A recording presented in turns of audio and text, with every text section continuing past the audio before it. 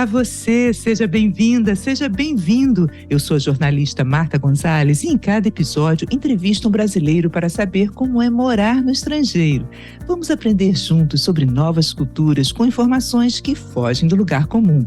Hoje nós vamos para a Noruega. Vem comigo viajar na história de nossa entrevistada.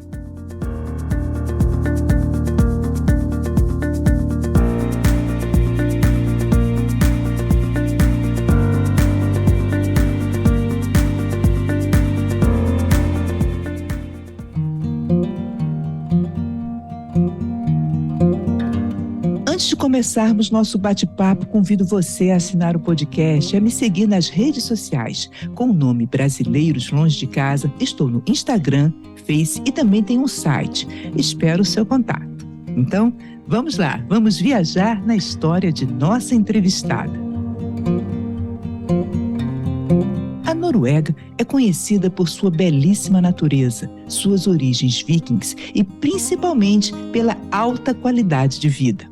No último relatório divulgado pela ONU em 2021 sobre o Índice de Desenvolvimento do Mundo, IDH, a Noruega ficou em primeiro lugar. Aliás, ela vem mantendo essa posição há muitos anos.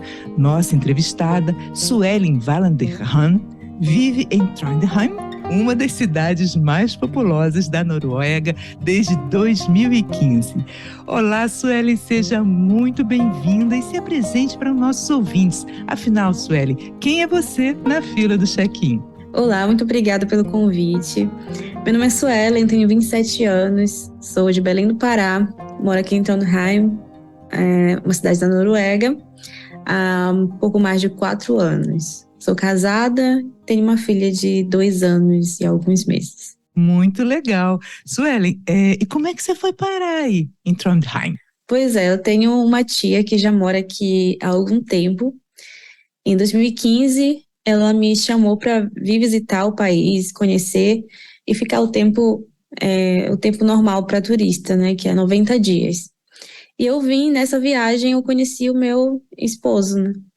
E aí a gente se conheceu, continuou o relacionamento à distância depois que eu voltei para o Brasil. E até eu terminar a faculdade que eu estava fazendo lá, 2 anos depois, 2, 3 anos depois, e aí me mudei de vez para cá. Então vocês ficaram namorando à distância mais ou menos por 2 anos, é isso? Isso. Uau! Mas e quando você estava aí de férias, tirando essas férias, como é que vocês se conheceram? Você fala norueguês, foi com inglês? Eu adoro uma historinha de amor. Não falava nada. Assim, eu dizia que eu tinha o básico, mas hoje eu vejo que não era o básico, porque eu não conseguia mesmo me comunicar e a gente se falou mesmo por Google Tradutor. Uau! Como eu conheci ele, ela me levou para conhecer uma festa tradicional que acontecia no dia 26 de dezembro. É o quê? Alguma coisa com Natal, não? Era só tradicional numa discoteca lá. E aí ela estava com as legal. amigas e me levou lá para conhecer. E eu, como nunca tinha visto uma festa norueguesa, não fiquei com vontade de ver. E aí, por coincidência, a família dele é de lá também, da mesma cidade. É uma cidade bem pequena. E nesse Natal, só contando um pouco da história do meu esposo, para as pessoas entenderem, ele é metade americano e metade norueguês. Ele cresceu nos Estados Unidos e se mudou para cá para fazer faculdade, que aqui já é grátis, né? E ele sempre viajava para lá e voltava para lá no Natal para passar com a família americana, mas nesse ano não deu. E aí ele ficou e foi para essa festa. E ele me chamou para dançar lá. E aí começou a nossa história. Ai, que legal, que legal. Agora, ele te convidou para dançar, né? Dizem que os homens noruegueses, são muito tímidos. É isso mesmo? Eu acho que reservados, né? Uma boa palavra para eles. Muitos dos relacionamentos começam pelo redes sociais, como é que diz? Aplicativo de relacionamento, né? Então, mas eles são sim, quando se fala em relacionamento, eles são bem mais reservados do que o comum no Brasil. Agora, é um dos países em que a igualdade de gênero já não é um problema como a gente vê em tantas partes do mundo, né? Parece que 40% das empresas têm que reservar realmente empregos para as mulheres e as mulheres ganham iguais, do mesmo salário que os homens. Me fala um pouquinho sobre essa realidade aí que a gente almeja chegar lá. Isso. Acredito que aqui vem muito dessa construção desde pequenos, né? Porque aqui as crianças elas vão ganhando poder de decisão a cada ano, a cada vez. Com 12 anos pode decidir que tipo de estudo na escola, que atividade. A partir dos 15 pode escolher religião, grupo político. E assim eles vão sendo mesmo é, faz parte do processo deles até chegar nos 18, que é quando geralmente todos saem de casa. Os pais não têm mais obrigação de ter os filhos em casa, então a cultura aqui chegou nos 18, eles já vão para a universidade e têm sua própria vida lá, né, longe de casa. E os que ficam em casa, é muito comum que eles paguem o aluguel para ajudar com as despesas da família. Então, desde muito cedo eu vejo essa construção aqui de independência e isso vai, né, gerar os homens. Muito difícil encontrar um norueguês que não cozinha, porque ele desde cedo saiu de casa e passou a cozinhar por conta própria. Então, eu vejo que é muito disso mesmo, dessa coisa em relação à criança e como ela vai construindo essa independência, né, ao longo do tempo. Nossa, isso é muito interessante, porque realmente é na criação. Eles são criados de maneiras Isso. iguais, então se olham como iguais. Não tem nem essa briga de eu quero ganhar igual ao É. homem, não tem isso, né? Já são independentes. Muito bacana. Você falou que com 12 anos a criança já escolhe a sua religião, é isso? Com 15, se não estou enganada. 15 anos, né? Ela vai ganhando, assim, eles incentivam os pais a cada vez mais deixar a criança decidir. Vestir roupa sozinho, que roupa quer usar, e vai aumentando conforme a criança vai ganhando mais idade. Que bacana. E você está criando a sua filha assim, Sim, né? Porque você está aí, ela já é muito enfim, independente e, assim, ó, à medida que eu vejo que não vai afetar nada, né, no desenvolvimento dela, eu dou liberdade para que ela escolha algumas coisas. muito bacana, muito bacana. Sueli, e qual foi quando, assim, vamos voltar um pouquinho, quando você chegou, tudo bem, vocês começaram a namorar, né? E aí você teve que voltar, né, para concluir os seus estudos. E aí teve uma hora que esse relacionamento à distância, não, vamos ficar juntos e você decidiu ir para aí, né? Resolveram casar e coisa e tal, ir para aí. Como é que foi a sua chegada? Aliás, vocês chegaram a fazer a cerimônia de casamento e tudo, ou foi só juntar a escova de dente? Não, teve casamento. A Noruega é muito burocrática nessa questão, então tem que ter um motivo muito grande para poder me mudar para cá. Então, quando eu vim a primeira vez, eu passei 3 meses, mas a gente assim não namorou, né? A gente se conheceu, e aí eu imaginava que não ia passar disso, porque eu não me via morando na Noruega. Eu cheguei no inverno, era dezembro, o ápice, eu peguei menos 16 graus, assim, meu Deus, como é que esse pessoal consegue? E além do inverno, do frio, é a escuridão, né? Que eu vi o sol fazer isso aqui, assim, minha frente, e assim, escuro, 3 horas. E assim a gente continuou. Voltei para o Brasil, terminei a faculdade, né? Fiquei um tempo lá. Ele foi conhecer minha família no ano seguinte, e aí continuamos à distância até eu terminar mesmo. E aí, quando faltou 6 meses para minha defesa de TCC, para terminar o último semestre, a gente decidiu que eu viria para cá para a gente casar no civil, porque aí eu esperaria o tempo para a resposta do visto lá no Uhum. Brasil, enquanto eu terminava a faculdade. Você E fez aí a gente faculdade de planejou quê? isso, Você fez faculdade de quê? biologia, De biologia. Uhum. biologia. E aí aconteceu assim, eu vim, aplicamos, conseguimos uma data bem perto assim do tempo que eu cheguei, casamos e eu voltei para o Brasil. Aí passou 3 meses, a gente casou em julho, passou 3 meses, em outubro eu recebi a resposta, que foi positiva. E aí eu só fiz o mesmo processo todo de mudança, de documentação, quando eu vim de vez. Quando eu terminei a faculdade, 3 dias depois eu vim para cá e já comecei todo o processo burocrático para poder morar. Tá. Aí você chegou aí, ele chegou com suas malas e bagagens, ele foi te receber no aeroporto. Você chegou o quê? Em que mês? Cheguei em janeiro. Janeiro, que também é bastante frio, né?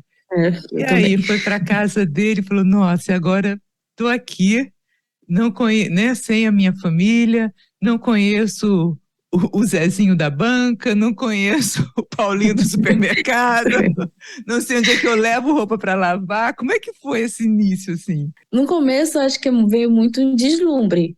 É a fase turista. Eu cheguei aqui, vou conhecer a cidade, é aquela fase, né? Conhecer É, a cidade que eu vou morar. E passou acho que umas 2 semanas assim, para poder cair. Eu não vou voltar para morar com a minha mãe. Agora eu que vou ter que fazer comida, virar dona de casa e morar num país frio. E foi, acho que eu passei por todas as fases assim da imigração bem. teve algum momento que foi, qual foi o momento mais difícil? Depois que passou essa fase assim do deslumbre, foi a parte de não conhecer ninguém, de não saber falar a língua. E eu me isolei muito, porque eu ouvi falar muitas coisas que eles não são pessoas de fazer amizades, que brasileiros aqui não são pessoas confiáveis. E na minha imaturidade eu acabei me fechando. Isso foi muito ruim, porque eu não me permitia conhecer pessoas. Até eu falei, um ano depois, né? Até que eu falei, não, vamos conhecer as pessoas, vamos conhecer, porque eu não me considero uma pessoa ruim, que alguém não queira conhecer, então por que eu não vou dar oportunidade para outras pessoas conhecer, ter outras experiências com outras pessoas? E aí foi que eu me abri, mas eu acredito que um ano, assim, por um ano foi difícil associar, né? Passar por todas as fases, entender o inverno. Eu fiquei muito afetada com a ausência de luz, então passar essa parte, compreender e me cuidar, foi esse primeiro ano. É, não é fácil. Você falou, e qual é a imagem que o brasileiro tem aí? Qual é a imagem que eles têm do Brasil? Eu tive poucos comentários, assim, de pessoas falando diretamente, mas eles sempre ficam muito, Brasil, tipo, festa, Brasil, futebol, e é muito assim, só esse tipo de comentário, mais relacionado à festa, ou já ouvi também falar sobre a política, e, futebol. Futebol continua sendo um marco forte, né, da imagem Sim. brasileira. Suelen, você falou até em confiança, e a confiança é um valor muito caro norueguês, né? Eles são, é aquela história de entrar no ônibus, não precisar pagar, porque, quer dizer, não tem ninguém ali para cobrar, você que vai lá e paga. Enfim, é, me fala um pouco dessa cultura da confiança, como é que você sentiu isso? Porque é muito diferente daqui do Brasil, onde a gente está acostumado a ter até uma desconfiança, tem aquela coisa meio da malandragem, do jeitinho. Me É. conta essa tua experiência aí. Eu penso isso até hoje. Quando eu vejo alguma coisa assim, eu falei, meu Deus, isso no Brasil. E não é nenhuma coisa assim que eu acho mal do país, mas a gente sabe, né? A gente conhece a realidade. Sim, E, por sim. exemplo, no ônibus aqui, a gente compra pelo aplicativo. E não fazem essa fiscalização. Tem os fiscais que passam aleatoriamente, aí você paga a mais se você não tiver um cartão. Mas assim, a maioria das pessoas compra, é uma coisa deles mesmo. Eu vejo, a maioria das pessoas vai lá e faz a compra antes de entrar no ônibus. Tem um espaço do trem que é só para as pessoas que pagaram, as pessoas que não pagaram. Eu falei, mas alguém pode ser, alguém que não pagou pode sentar no lugar e não vai acontecer nada. Então é uma coisa muito, muito presente mesmo, essa honestidade, né, entre eles. Eu acho que é uma coisa que eu admiro muito, assim, e continuo admirando até hoje. Mas esse lugar no trem para as pessoas que não pagaram é o quê? Qual é a justificativa? Alguém que, sei lá, Não, é esqueceu que pode pagar no a ônibus. carteira? Que eles podem pagar no trem, no Ah, caso. Quando o fiscal passar, paga na hora. Mas se você já pagou, vai para tá. um outro canto. Você já está sentado lá no lugar de quem pagou, é porque você já pagou, ninguém nem vai duvidar disso, Isso. vamos dizer. No supermercado também as compras, pagar as compras sozinha, né? Usando.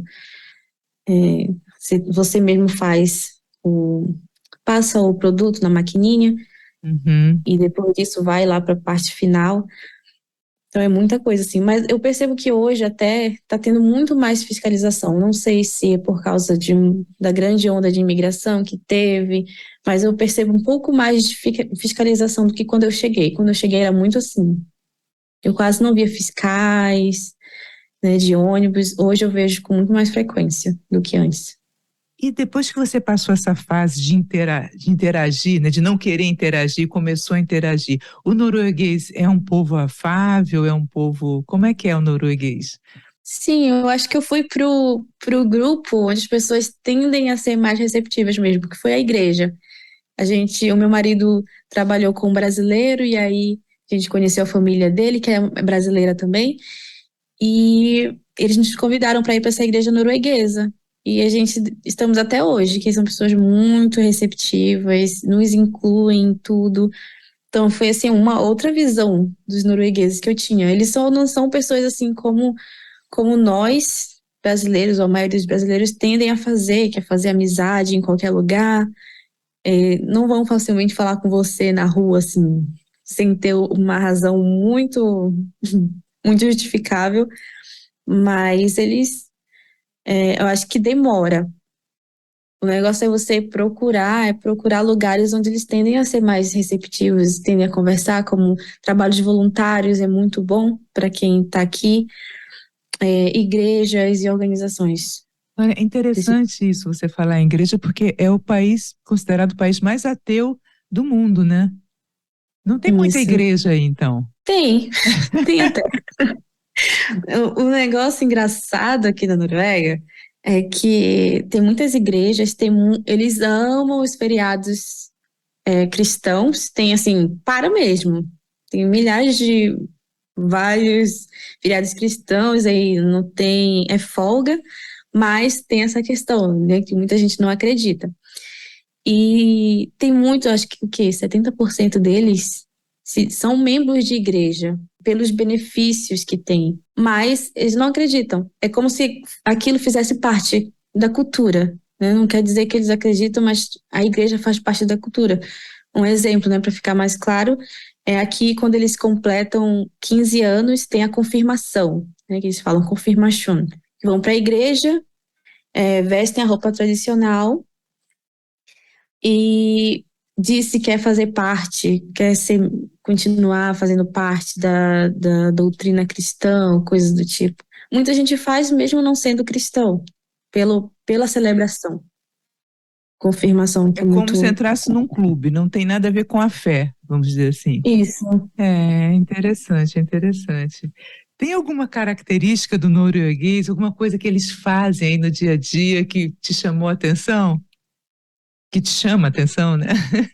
Acho que no início, vindo da minha cultura, né, cultura brasileira mesmo, acho que foi a alimentação, o almoço ser sanduíche e não um prato de comida com feijão, arroz, que para mim era assim o almoço. Aí eu achei meio estranho, mas hoje eu já acho maravilhoso ser assim, uma coisa mais leve. Outra coisa, pontualidade também. E nossa, eu nunca gostei de atraso, assim, por nenhuma razão, e tem pessoas que gostam de atrasar, mas aqui realmente é uma coisa muito forte, né? Não atrasar. Você falou até, Suelen, das folgas, né? Que as pessoas gostam das folgas. E o trabalho aí? Eu sei que você realizou há pouco, não sei há quanto tempo, mas um sonho que é de ter uma loja, uma papelaria, não é? Eu vi no seu Instagram. Como é que você abriu? Como é que foi todo esse processo? Pois é, eu começou assim, eu tive vontade desde quando eu cheguei, de abrir, né, de fazer alguma coisa, mas eu sempre achei que era uma coisa muito distante para mim, porque eu teria que saber a língua, é muito burocrático, eu tinha que entender as coisas. Até que eu tive a ideia de fazer esse produto que eu queria muito e não encontrava.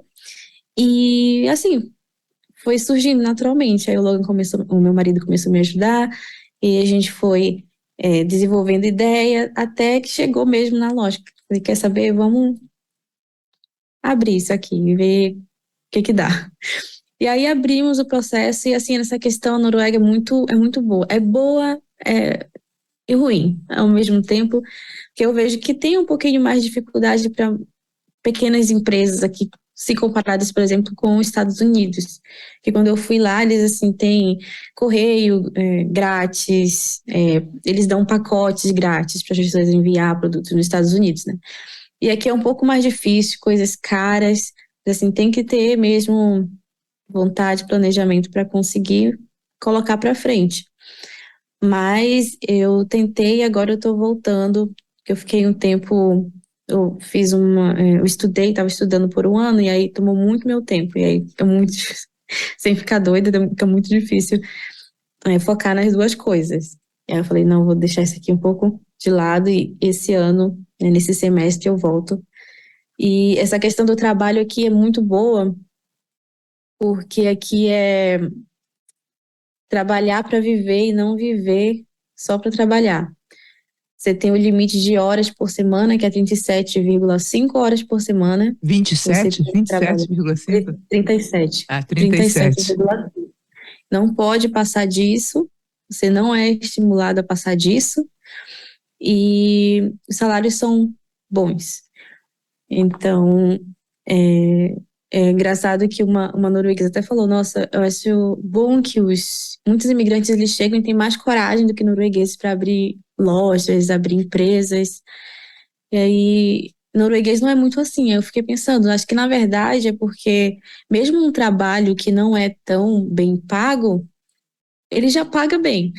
E aí você não vê necessidade de abrir, porque você vai abrir para ter mais estresse fora do trabalho. Então, eu acho que no Brasil, não. As pessoas abrem o negócio porque realmente está difícil o mercado de trabalho e aquilo ali pode dar uma nova oportunidade, né? Um dinheiro extra ou renda mesmo.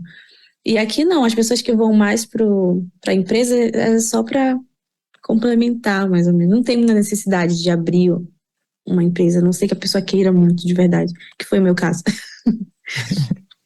E tem coisas muito interessantes. Eu li que a licença maternidade é de 9 meses, é isso? Depende do caso, mas chega até um ano. Conheço pessoas que pegaram de um ano. Aí pode ser dividida entre pai e mãe, que aqui os homens também são incentivados, o homem tem um tempo também livre do trabalho. O Logan ficou 14 dias, porque para a gente pegar um tempo maior, eu teria que estar trabalhando na época, ou antes de ter a bebê. Então depende muito do tempo de trabalho, que trabalho, e de como vai ser dividido entre a mulher e o homem. Interessante isso. Essa divisão é muito legal, né, de É, ter, realmente, né? é, Porque é muito comum você ver os homens com carrinho, os homens muito. cuidando Isso que eu mesmo ia dos falar. afazeres, né? Você vê Das facilmente crianças um mesmo. grupo de homens empurrando o carrinho. Bem legal. É, isso é muito legal, isso é muito legal mesmo. E você já fala o norueguês? Como é que foi essa adaptação? Hoje já. Sigo aprendendo, né? Porque é uma língua bem diferente. Em questão de pronúncia, dialeto, cada região tem o seu dialeto e que às vezes muda a palavra, o jeito de falar. Então, sigo aprendendo, mas Você tá passou bem alguma melhor. dificuldade, teve alguma situação engraçada por conta de mal entendimento da língua, mesmo falando em inglês, porque a pronúncia, o acento é diferente, né? Passou algum sufoco? Eu vejo mais assim de pessoas, porque quando eu ficava com medo de falar, o meu problema, que eu considero um problema, é que eu não falava. Eu ia pro inglês, que era o mais fácil, mas hoje eu já tenho mais segurança, né? Já sei o suficiente para ter mais segurança. Mas eu vejo de amigas que começam a falar, que falam, por exemplo, palavras que aqui não são legais de falar, mas são palavras simples, por exemplo, fita. Fita que se não me engano, é um órgão sexual. Uma coisa assim, as pessoas falam, mas falam na rua. Se engano. É. E até ontem eu tava falando com uma amiga, não sei o que, compra fita pra colocar. Ela sabe que fita. E aí a gente tenta lembrar. Mas é E você difícil. falando com outra brasileira, né? Você Isso, conversando com outra brasileira. isso. Sueli, e qual é que é a comida e a bebida típicas daí? Ahn, aqui Que na aqui a gente Noruega. vai falar muito, né, do bacalhau da Noruega, tem Isso, essa história. isso. Tem muito bacalhau, salmão. Mas é muito diverso. Eu vejo que é muito diverso. Em cada região tem alguma coisa de lá que tem mais. É bem parecido com o Brasil. O Brasil também, cada região tem o seu. Mas eu acredito que o que vão dizer que seja mais tradicional são bolinhos de carne, que são servidos lá com um molho, batata purê e purê de ervilha, eu acho. Que é isso essa parte eu não gosto do purê de ervilha. Mas é bem comum. Só que não é norueguês. É mais tradicional da Suécia, porém é muito consumido aqui, muito consumido mesmo. E eu acho que esse é o mais tradicional, se fosse dizer. E você come muito bacalhau, muito salmão aí, com muito peixe? Pior que não, pior que não. Não Mas sou tão comum, não. não, né? E a bebida, qual a bebida típica? O que Hum, que os noruegueses gostam de beber? Porque o país é muito frio, né? cerveja. Eles, a cerveja tem toda uma burocracia em cima da cerveja, que você tem horário para comprar no supermercado, e aí eles fecham depois que dá 6h30, eu acho. 6h30 da tarde eles fecham, e aí só tem uma empresa fora os supermercados que eles. O supermercado vende, mas é uma quantia mínima. Eles têm como uma quantia mínima de álcool, né? Teor alcoólico. Os outros que podem vender a mais é só uma, que é o Vinmonopoly, o nome, que é Monopólio de Vinho, o nome da organização, e é uma organização do governo. Então, só o governo que tem permissão de vender cervejas aqui, ou bebidas mais fortes. Então, tem todo essa limitação. A gente vê na sexta-feira a fila enorme, porque depois de um tempo fecham, mas são muito consumidores de cerveja, muito consumidores mesmo. E é bem caro também manter o hábito. Assim, quanto é que tá uma cerveja aí comum? Nossa, não E- faço ideia, eu não bebo. não. Então, Então, ok, a gente corta essa. É, Sueli, vamos falar um pouquinho de turismo, né? A Noruega também tem os fiordes lindíssimos, a natureza é lindíssima. Tem o maior túnel rodoviário do mundo, né? É um túnel, ouvinte, que tem quase 25 quilômetros. É o mais longo túnel rodoviário do mundo, conecta duas cidades, Lærdal e Aurland. É isso mesmo, né? Já passou nesse túnel, Sueli? eu não me recordo. Eu quero dizer que sim, porque tem tantos túneis que eu fico pensando. Mas acredito que sim. A gente já foi para a região assim de Gairang, não sei se você já ouviu falar. São pontos muito bonitos. Mas tem assim, tem muito túnel, né? Porque eles vão por dentro mesmo para não destruir as árvores e as montanhas que tem, tem bastante túnel mesmo. O que que o turista não pode deixar de ver aí? Acho que é os fiordes, né? Que é a cara da Noruega, o que não tem outros, não tem tanto como tem aqui em outros países, né? Não tem tanto, que é muito Você bonito, já fez esse passeio, é muito lindo, né? Você paga lindo o barco demais. e vai naquele braço, é um braço de mar entre montanhas, né? Isso, é lindo demais, lindo demais. A gente foi nesse Geiranger, que eles falam que é a pérola da Noruega, um dos lugares mais bonitos que tem aqui, segundo os jornais e revistas, muito bonito mesmo. Legal, legal. Essa, você veio do Pará, um estado muito quente, foi para a Noruega, um país Hum. muito gelado. Essa adaptação foi muito difícil? Foi, nesse primeiro ano foi complicado, foi muito frio, mas depois disso, o mais difícil que vem até hoje é a questão da escuridão mesmo, de no inverno escurecer 2 horas da tarde, o sol nasce 10 e pouca no ápice. Então, essa foi a parte mais difícil. E a luz influencia em tudo, e aí tem que saber. Sueli, o que que você mais sente falta do Brasil, além da família Comida, e dos amigos? comida. Gosto muito das comidas regionais do Pará. Eu acho que é uma das coisas que eu mais. Eu acho não, é uma das coisas que eu mais sinto falta. Legal. E a tua família já foi te visitar? Você já voltou ao Brasil também? Já estava no Brasil, voltei tem algumas semanas, uma Ah, que semana, delícia. uma semana e meia. Minha mãe veio, minha mãe e minhas duas irmãs vieram pro meu casamento. Eu casei em 2017, eu casei no civil, em 2018 eu casei na igreja. Elas vieram para a igreja pro meu casamento. E aí minha prima também veio assim que a minha filha nasceu, para me ajudar aqui em casa, que a minha mãe não pôde vir. E foi isso, mas a gente planeja assim, sempre tá trazendo alguém de lá para conhecer, né? Porque é uma outra Aham, realidade. sim, sim. Muito legal. Suelen, eu sempre costumo encerrar perguntando o que o brasileiro pode aprender, no caso com o norueguês, e o que o norueguês pode aprender com o brasileiro. Eu acho que o que o brasileiro pode aprender com o norueguês é um pouco dessa cultura e hábitos que eles têm aqui de independência, de ter um tempo onde você pode tomar, por exemplo, na criação dos filhos, né, não pode bater. Então, ele tem toda uma preservação da criança. É uma coisa bem polêmica até, essa questão da criança e governo aqui, mas, no geral, e falando pelo bem-estar das crianças, aqui é uma coisa muito super hipervalorizada. Eles prestam muita atenção. Os noruegueses são muito calmos também. Meu marido fala que eles brigam com os olhos, mas não falam nada. Os brasileiros, né, são um pouco mais esquentados. Eu acho que é o calor também para algumas regiões favorece. Aqui o frio também favorece as pessoas serem mais calmas. Eles valorizam muito a natureza.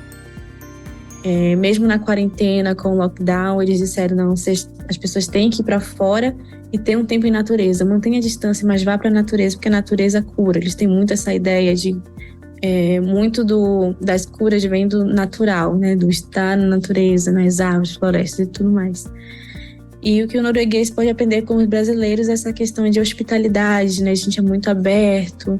Não precisa ser tão assim de falar a vida já dentro do ônibus, mas ser mais aberto, né, com as pessoas e aumentar um pouco o ciclo de amizades. Legal, Suelen. E para encerrar, você queria deixar seus contatos ou deixar algum recado, uma mensagem? Primeiro, muito obrigada pelo espaço. Eu compartilho um pouco da minha vida, experiências, informações aqui na Noruega, no meu canal no YouTube, Suelen na Noruega, no meu Instagram também, Suelen na Noruega. E eu também ofereço consultorias e mentorias para quem quer viajar para a Noruega, quer estudar na Noruega, quer abrir um negócio na Noruega, tanto para brasileiros que moram no Brasil e querem saber, quanto para quem mora já na Noruega. E é isso, só agradecer mesmo. Legal, já que você faz essa consultoria, deixa eu perguntar aqui uma dica básica. Quem está pensando, quem está nos ouvindo e está pensando, eu vou morar na Noruega, o que a pessoa tem que ter? Não estou falando nem de documentação disso não, eu digo de personalidade. O que ela tem que estar disposta a? Primeiro, entender que o país é um país muito bom, tem uma qualidade de vida ótima, mas não é um país perfeito. Muitas coisas não vão funcionar direito e muitas pessoas vêm para cá e se frustram com isso. Entender que é um país frio, tem quase 6 meses de frio, ou até 9 em alguns momentos, então ter essa ideia também. E estar aberto a fazer qualquer tipo de coisa, porque não é fácil começar. Se você tiver uma profissão, começar e continuar nessa profissão aqui. Demora um pouco de tempo até você conseguir construir isso. Beleza. Obrigada, então. Valeu, Suelen. Valeu, gente. Foi bom demais passarmos esse tempo juntos. Assina o podcast, assim você não perde nenhum episódio. Eu vou adorar se você entrar em contato. Me segue lá no Instagram, @brasileirosLongeDeCasa, ou escreve para brasileirosLongeDeCasa@gmail.com. Eu espero você no próximo episódio. Beijos e tchau!